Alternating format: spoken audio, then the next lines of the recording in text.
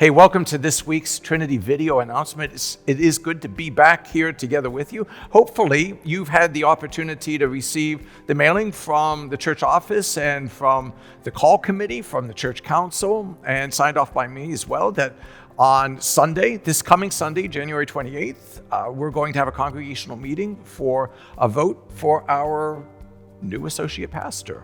And the candidate is Pastor Lee Zandstra. And Pastor Zandstra, as we know, is not a stranger to us now because you've been with us for about a minute. I have. Yeah. I have since October, and it has been wonderful worshiping with you every Sunday, Christmas, all the things. It's been a joy. Well, it's been great having you here.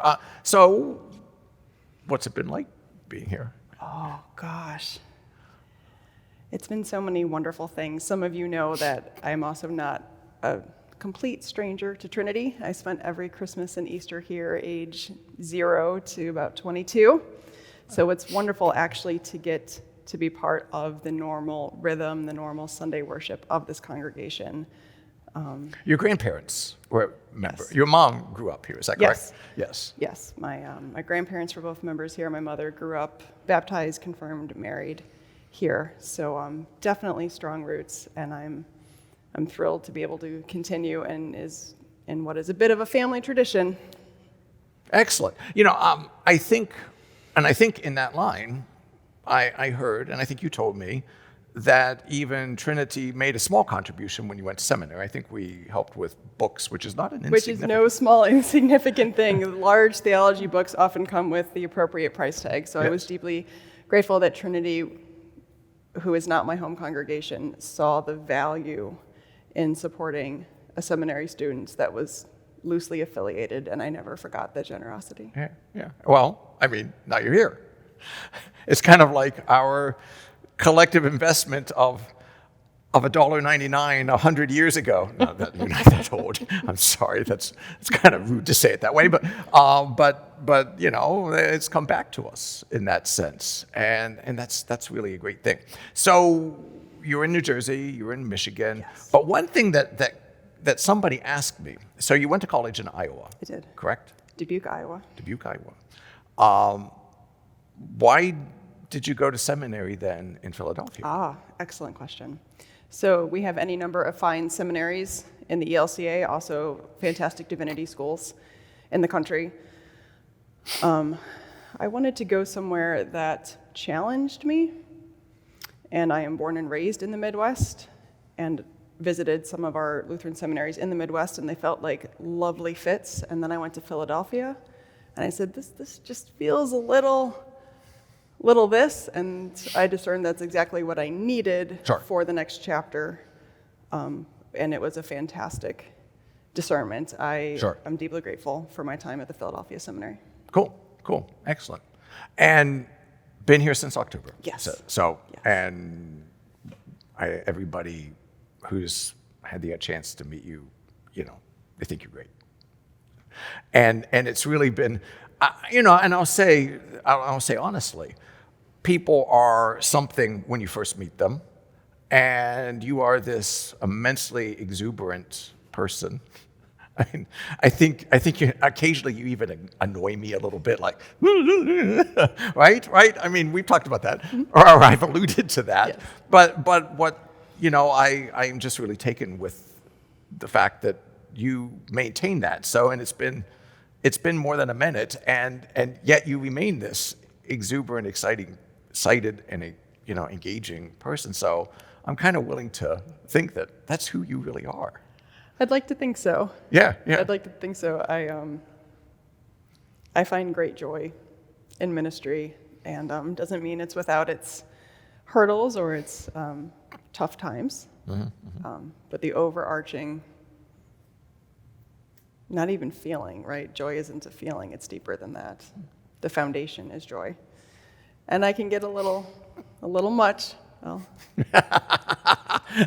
You have no idea. maybe I'll have other outlets and other people Oh, to that's share the exuberance with. I will use it for good. I have no doubt.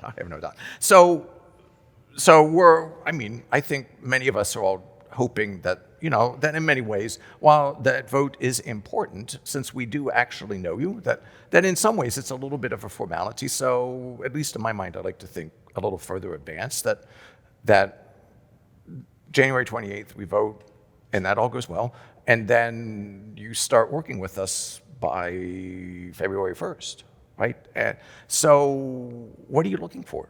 What are you looking forward to if all of that happens? I know it's a great question. That's a hard thing to say, but I know that's a hypothetical, but sure. Should the Spirit move on the 28th that you good people call me to be your associate, I'm first and foremost excited to continue learning all about Trinity and deepening the relationships that have already started being here on Sunday mornings. There's so much that I want to know and to get ingrained and to get connected in. Pastoral care is the task that has been given to the associate. So I'm excited to get started sooner rather than later on all the things that does mean, what it could mean. There's just so much good ministry to be done here, and it would be such an honor to help with that. Yeah. It's great to think of having you here. One of the things that I've just been taken with, and we've talked about this, that you bring experience to us. You've been a pastor now for 13 years. So you've been through. She's been through the lectionary 4 times. I have. Some of us counted that. If you preach for a living, you count like how many times have I had to preach on that text? 4 times. I won't tell you how many times I've been down that road. It's couple more than 4. And just to be able to bring experience to us, and that's really important to our ministry in this particular place. That while handing on traditions and learning to students is one thing, but really for us and much of our ministry, somebody with experience brings a lot. To be able to, we hope, to hand that on to lay people who will be helping. Well, I do want to thank those of you who were able to come out to either the Saturday or the Sunday meet and greet. Again, I value relationships so highly, as I know this congregation does, so thank you for making the time to do that. Dory and I appreciate you doing that. Thanks a lot. Thanks for joining me here. Thanks for being with us for all of these months, for leading, for preaching, for interacting with our parish here. Thanks for bringing yourself, really, and being willing to consider being part of our ministry here. It has been great to have you here, and God willing, and the Spirit moving, and all of us together on Sunday, on the 28th, you'll be here for a long time. I hope so. They like people who stay for a long time. So, I heard that. Yes. So we're looking forward to that and the opportunity to be together. I'm here with my friend and colleague, Bob Hobby, and we have something coming up. We do. We have a special college choir concert a week from today.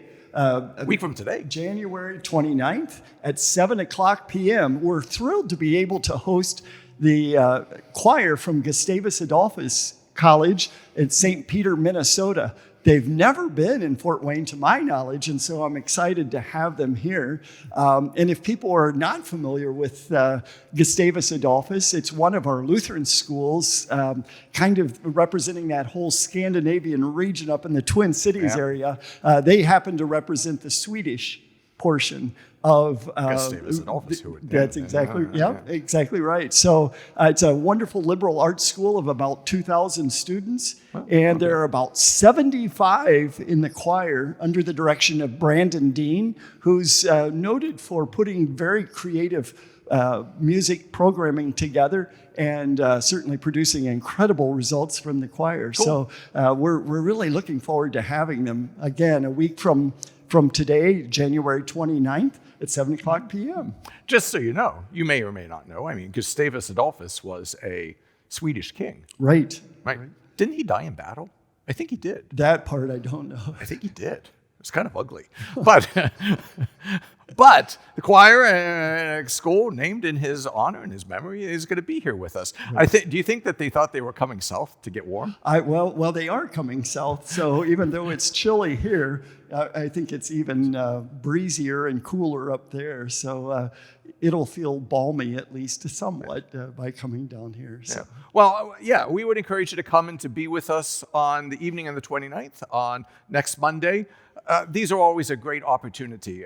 Young people singing well, offering gifts and talents, and being able to enjoy that and be part of that. And in addition to the musical enrichment, one never knows, when they're on college choir tours, when they might end up settling in Fort Wayne after getting a job. And so it's kind of a neat way to welcome them to Indiana, whether it's a one-time event or whether it's an opportunity later down the road. So it's a wonderful way to show Hoosier hospitality and be with them. And by the way, I should mention, there aren't any tickets that will be for sale. It's a free will offering. Sure. And that's kind of an important thing to share. So it's easy to invite friends as well. Yeah. And if you went to Gustavus Adolphus, and we don't know that, come and let us know, and we look forward to having you here with us. That's come great and idea. see your school. Yeah. Would be wonderful. So thanks a lot. Thank you. Thanks for putting that together and for Looking helping forward us to it. host this group of young people. And we look forward to seeing you at that event.